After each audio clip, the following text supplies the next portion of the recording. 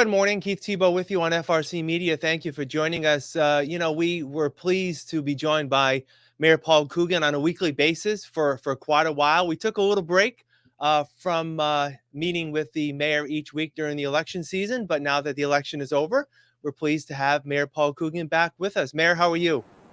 Doing fine, Keith. How's it going? Good. How was your holiday? Did you have a good Thanksgiving? Yeah, everything went well. I mean, it was low key.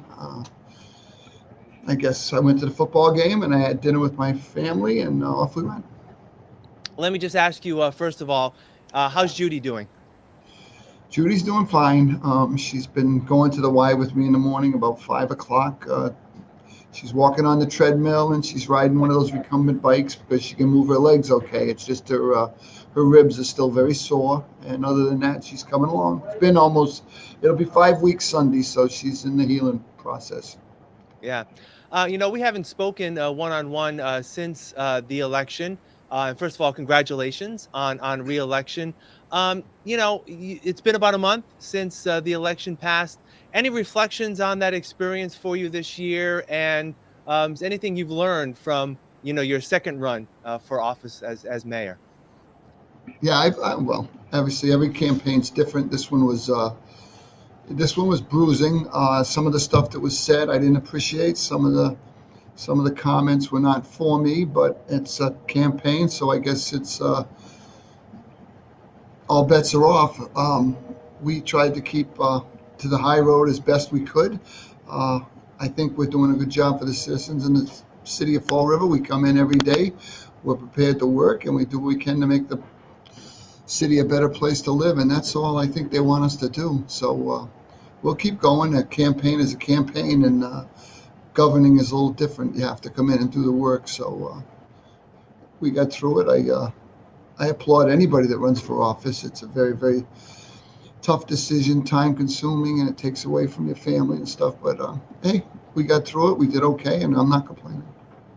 All right. Just a couple of issues I want to bring up with you this week. Last week, it was not only reported, but it was the fact that one of the city's fire ladder trucks, ladder 4, I believe, was down during the Thanksgiving holiday. Is that something that's going to continue? Was it just a staffing issue? I guess what's the status in terms of needing to make cutbacks in public safety because of whatever may come up, be it budgetary or staffing? I believe it was a staffing issue. I met with the chief yesterday. That ladder truck needs experienced people that know how to drive it, both the front and the back of it. It was a holiday. People had put in for their time off. They were having trouble filling the slots, so he made a decision based on safety and where best to allocate the firemen he had, and that's where that ended up. It was an administrative decision. He runs the department, and um, again, that's what we want our department heads to do: make the decision that's best for their department, best for the city, and best for everyone concerned. And it's not still closed now. It's back up. No, no, it's back up. Yeah, okay. That leads to another question in terms of, public safety staffing in general. We've talked about in the past that you're always interested in putting more police officers on the beat, more firefighters in the stations. Is that something you're still looking to hopefully do over the next couple of years in your next term?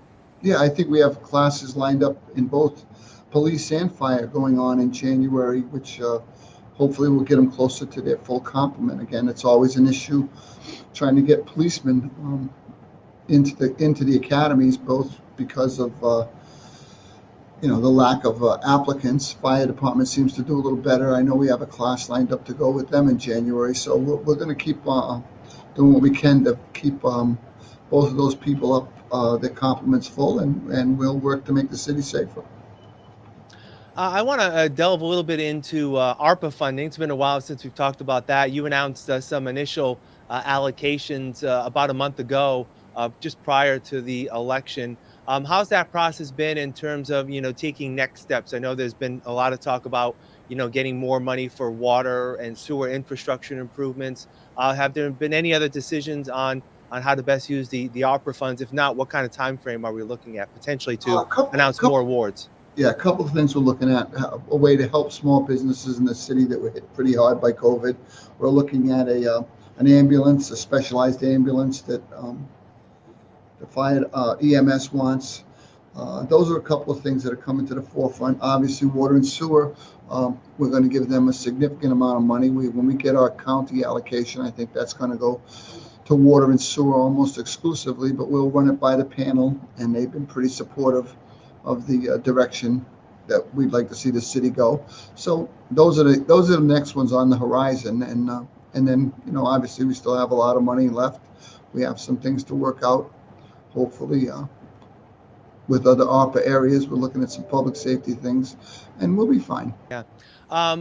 This week it was learned that the former superintendent, director of Diman Regional Vocational Technical High School and former school committee member Joseph Martens passed away. I know you've had a number of interactions with Joe over the years. What can you tell us about your relationship with him and his importance to education here in Fall River? Yeah, I was on the school committee at Diman for 6 years, working with Joe back then. And obviously, when I got on the school committee in Fall River, we continued to work together. He and I didn't always see eye to eye on policies, but I knew his heart was always in the right place. He worked hard for the causes he thought would make the schools better, and as most of the members on the committee did. And it's unfortunate for him and his family. We were at the wake the other night. And I guess hopefully Joe's in a much better place. He was sick there for a little while at the end. I know they were going through a lot, and I'll miss him, and I hope it works out for his family. Yeah. As we wrap up, we always like to talk about some positive things that are happening in the city, and I guess the official holiday season will be kicking off this weekend in Fall River with a number of events. Obviously, you got the parade, the holiday parade that's going to be back in its original form in terms of marching down South Main Street. So I'm sure there's going to be a lot of anticipation for that. I believe the tree lighting at Government Center is going to be later on in the afternoon, and later on that evening is another concert with the Sons of Serendip. So it's going to be a full day for the people in Fall River, and I'm sure you're pleased to hear that these will be sort of things that are back to normal. And in terms of the concert, it's going to be the debut of the new Durfee Auditorium, right? Right. It's a very, very exciting day, December 4th. It's definitely going to kick off the holiday season in Fall River. We got a great show at night. Regretfully, there's no tickets left. I'm sorry to tell people that. We're going to look at our wait list if we get any back to go to those people. But at the same time, the parade at 1 o'clock, the tree lighting, and at night the concert. So December 4th should officially kick off the Christmas season in Fall River. We hope people do support the local small businesses and give them some business. I know it's 10 times easier for some of us to just sit at a keyboard and order things, but if you go out and support your small businesses, they help the community, and we'd like to see that, especially downtown and even some of the outlying areas like the Flint and the far south end. Go support those businesses, and they'll appreciate it. Yeah. All right, Mayor Coogan, thank you for joining us again. I look forward to our conversations moving forward, and we'll talk again next week. Have a great week. Okay. Thanks, Keith. Thank you. All right. And thank you for joining us here at FRC Media. I'm Keith Tebow. Have a great day.